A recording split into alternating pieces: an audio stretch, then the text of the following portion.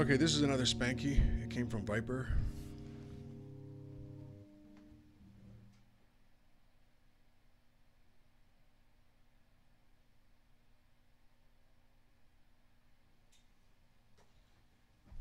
I don't know if you could see the $S. Thought that was a nice touch. As compared to the other pink Spanky, which is over here, this one has a full range of tone because it has a smaller resistor. This has Schottky diodes in parallel with the capacitor.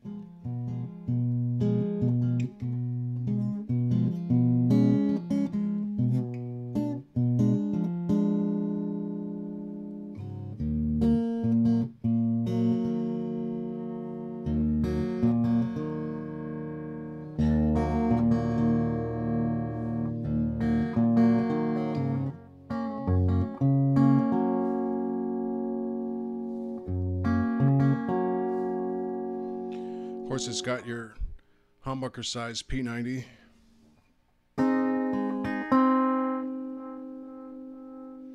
And custom knobs. Anyway, I wanted to make a video about this. I tried to make a video about this yesterday, but the audio was not even up to my standards. Actually, my standards of audio are probably not my biggest problem. Imagine that. Anyway, I had this guitar yesterday where I had put two diodes parallel in line before the tone control, so the signal had to go through these diodes, and it was wreaking havoc on. I had pedals this time, and I was trying to demo the Harmonist, the Behringer US600 Harmonist, and it wasn't working. As it turns out, the diodes were robbing just a lot of the signal strength before the thing ever even reached the tone cap. And they were creating a really interesting sort of built-in distortion or fuzz somewhere, but I don't know.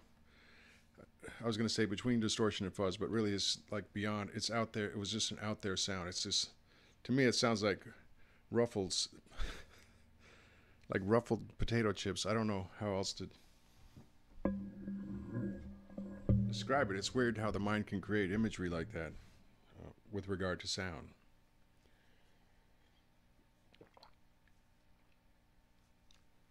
Anyway, I kind of explained, I was kind of explaining about Spanky guitars and how you could build your own, and how it was probably a bad idea for me to ever offer these up for sale on this channel to begin with.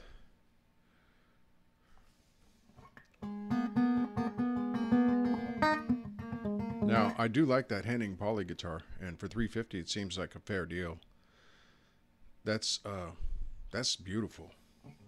So some guys are selling guitars on their channels, and it's cool.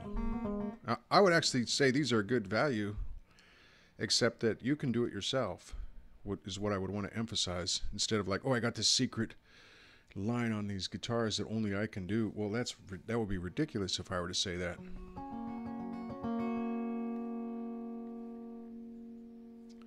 So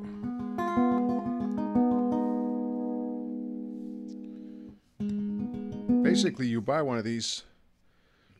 To me, the key is, will the wood hold a screw? The lightest weight wood that will still hold the screw for the screws for the bridge and the neck. That is what I'm after. What I decided I like from tone. There actually is something in the wood, in my opinion. And again, it's not more than 5 or 10% of the sound. I don't know. But there's a difference to me. And so the lightest wood. Also, it's very easy on an old guy's back Very easy to play standing up. It's not like one of these heavy basswood guitars that's about 8 pounds or whatever, 7.5 pounds. Okay, so that's a key. Get the lightest wood possible. So I search out on eBay and all over the internet for guitars that are made of a lightweight wood. The guitars that are super cheap, that can be gotten between really 35 or 40 bucks and say 75 bucks. And since I'm a beginner at modifying wiring and all that, I look for just a simple tone and volume and a single coil, a single pickup. As it turns out, the humbuckers that come in these various kind of guitars that I've experimented with, they're all 2-wire. They fix it back at the pickup. Instead of running 2 wires out from each, with one of them going to ground on one of the circuits, or actually maybe I haven't looked, maybe they run 2 of the negatives to the base plate of the pickup. Anyway, that aside, what I'm seeing on these is, okay, 2 wires are coming out. One of them is going, the so-called ground is also the negative for one of the halves. It's going to one half. And instead of another wire coming out and going out from that half, it's just going to the other half. And then another wire is coming out the second half. And then that wire, one wire is going to ground, if that makes any sense. It's a 2-wire setup.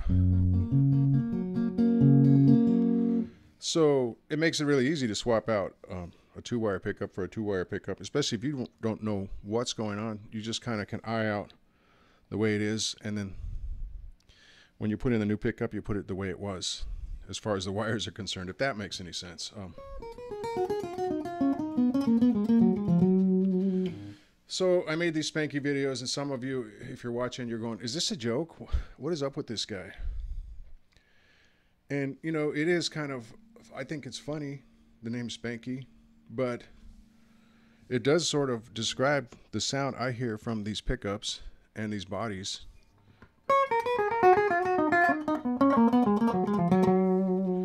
They're Spanky guitars.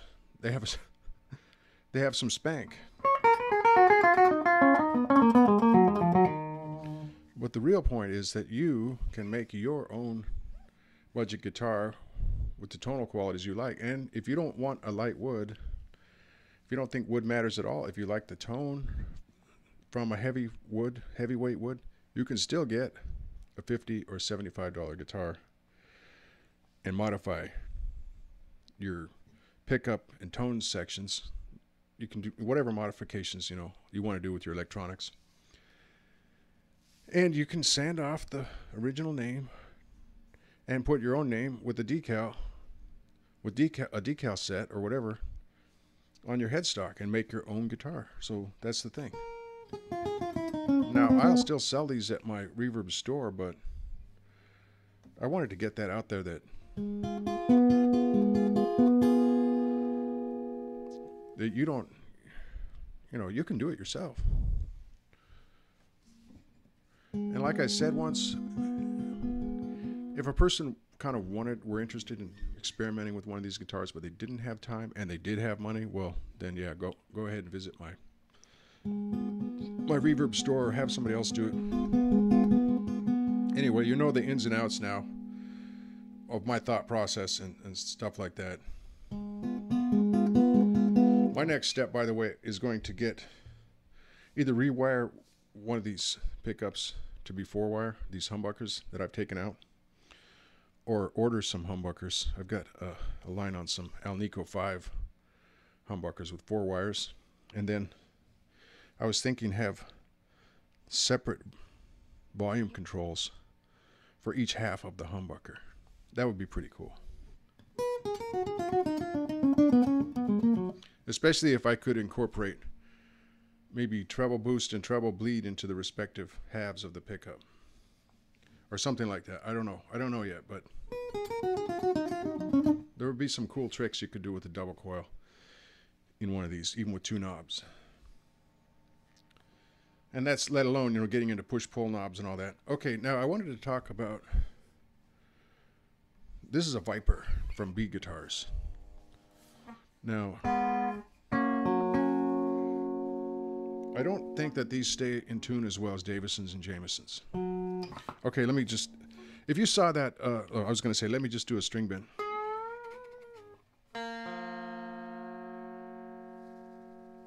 Simple G string bend, right? I'll do it here in the 7th fret. D to E like you would do if you were in A blues.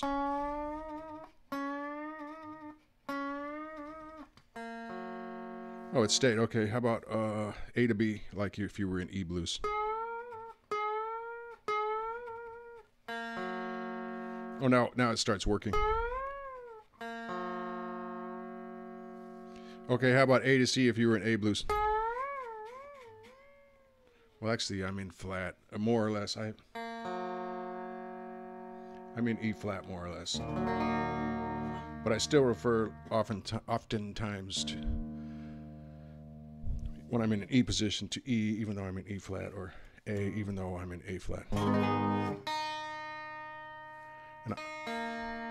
And I don't have perfect pitch, so I might not even be exactly in E flat. See, that D went out of tune just because of collateral damage from being next to the G. And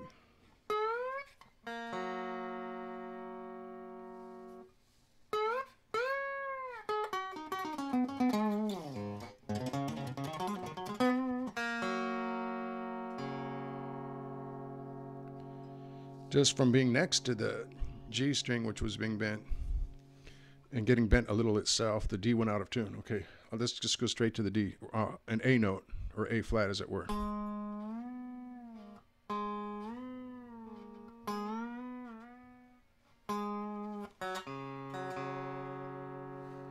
Let's stay a bit better in tune there. I don't know. Now I'm failing to get my point across a little bit, I think, but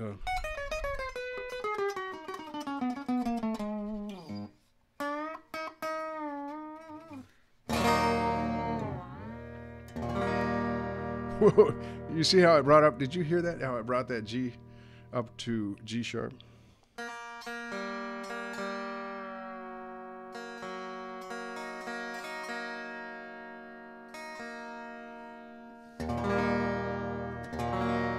Okay, that's more or less E minor, E flat minor, right?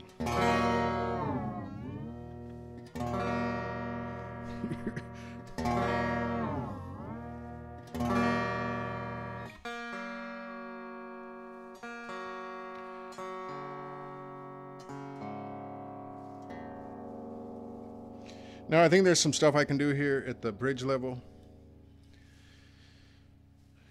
because it's sort of a weird setup as it arrives.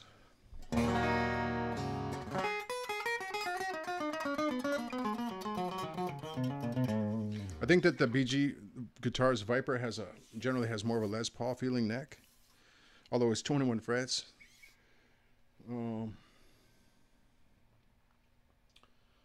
But I do think that the Davisons and Jamesons might have better tuners. Okay, so I just wanted to go over, like, does this guy think Spankies are a joke? Well, it's kind of a mixed bag. Yeah, it's sort of funny, but I also really happen to like a lightweight guitar with a single coil.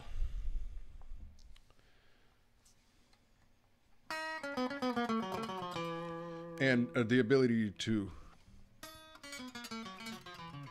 really just obliterate that.